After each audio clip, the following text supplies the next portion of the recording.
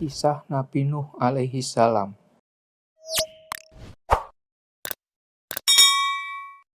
Nuh adalah putra Lamik bin Matasyalih bin Idris. Menurut Al-Quran, usia Nabi Nuh ialah 950 tahun. Quran Surah Al-Ankabut ayat 14. Setelah Nabi Idris meninggal dunia, perilaku masyarakat semakin menyimpang. Begitu juga kaum Nuh yang ketika itu menyembah berhala. Al-Quran menyebutkan hal ini dalam surat Nuh ayat 23. Mereka berkata, "Jangan kamu tinggalkan Tuhan-Tuhan kamu dan jangan kamu tinggalkan Wad, Suwa, Yaghuz, Ya'uq, dan Nasr." Selain itu, kaum Nuh terkenal zalim dan sewenang-wenang. Kejayaan dan kekayaan membuat mereka sombong. Martabat dan harga diri diukur dari banyaknya harta. Karena itu, orang-orang miskin dipandang rendah. Para budak diperlakukan seperti binatang. Melihat keadaan itu, Allah memerintahkan Nuh untuk mengajak mereka ke jalan yang benar. Dengan sabarnya, Nabi Nuh menyampaikan ajaran-ajaran Allah kepada masyarakat yang musyrik. Nabi Nuh berkata kepada kaumnya, "Dan sesungguhnya aku memperingatkan kamu akan siksaan Allah, dan aku menjelaskan kepadamu jalan keselamatan. Maka sembahlah Allah saja dan jangan menyekutukannya dengan sesuatu apapun, karena aku khawatir apabila kamu menyembah selain Dia atau menyekutukannya dengan yang lain, Dia akan menyiksamu pada hari kiamat dengan siksaan yang sangat menyedihkan." Quran Surat Hud ayat 25-26. Ternyata dakwah Nabi Nuh tidak mendapat sambutan yang baik. Mereka malah mencemooh dan menghina Nabi Nuh. Mereka juga meremehkan Nabi Nuh dan pengikutnya yang miskin.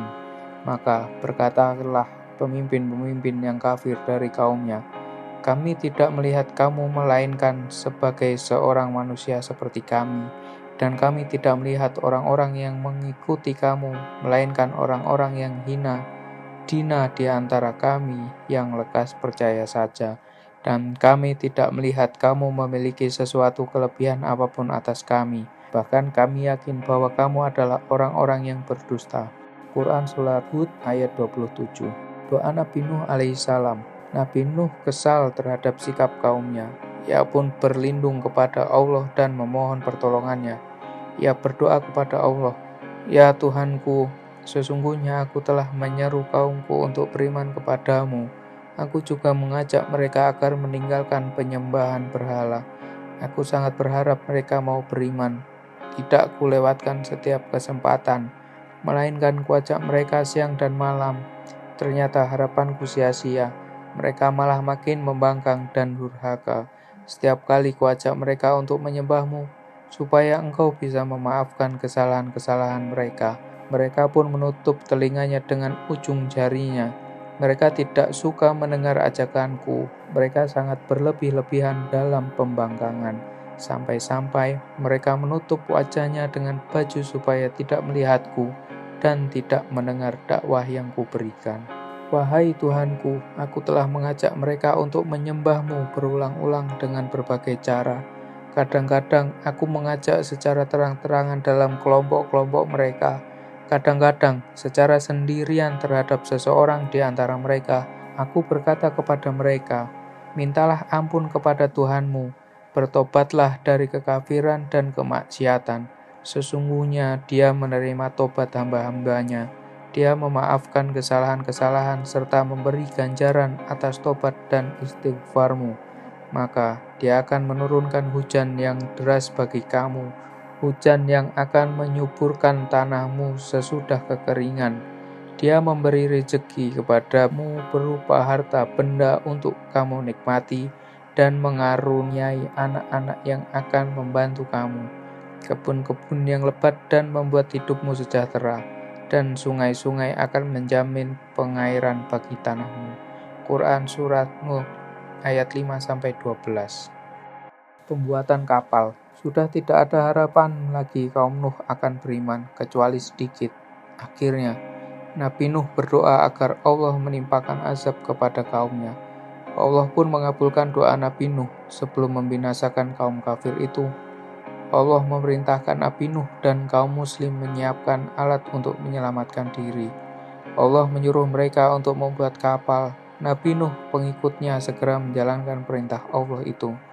Mereka mulai membuat kapal, namun pembuatan kapal diejek oleh orang-orang kafir. Untuk menghadapi ejaan orang-orang kafir itu, Nabi Nuh berkata, "Jika kamu mengejek kami, maka sesungguhnya kami pun mengejekmu sebagaimana kamu sekalian mengejek kami.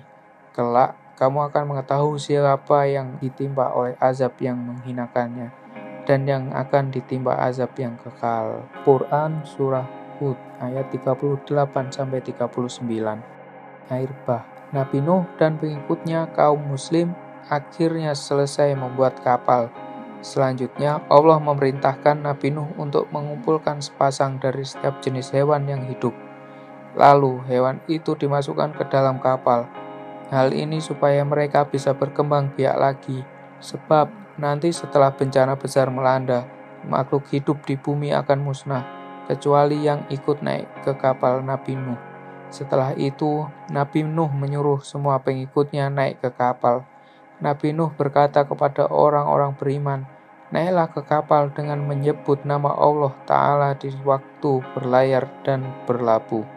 Mereka berdoa demikian karena bukan kapal itu yang menyelamatkan mereka. Hanya Allah lah yang menjalankan dan menghentikan kapal itu. Sehingga wajiblah atas mereka berharap kepada Allah. Setelah semuanya siap di dalam kapal, Allah menurunkan hujan dari langit. Allah menyuruh bumi memancarkan air dari segenap penjurunya. Dalam sekejap, air dari langit dan bumi berkumpul sehingga timbullah air bah yang dahsyat. Itulah bencana yang ditakdirkan Allah dengan doa nabinya untuk membinasakan orang-orang kafir. Sementara itu, kapal berlayar dengan perlindungan Allah dan pemeliharaannya. Allah telah menyelamatkan Nabi Nuh dan orang-orang yang beriman.